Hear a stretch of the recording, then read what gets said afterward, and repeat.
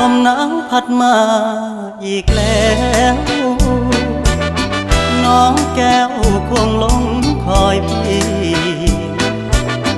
เคยสัญญาให้ไว้จะกลับไปหาคนดีโทน้องพี่คงจะครวญลมหนาวพัดมาอีกคนหนาวกระมนหัวใจปวดยามหนาวมาห่างน้องเจ้าคงมองและรำครวญลมหนาวจะหวนกลับไปฟ้าเอ่ยโปรดเห็น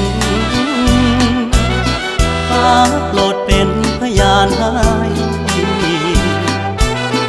ความรักยังไม่คลอนนิรันด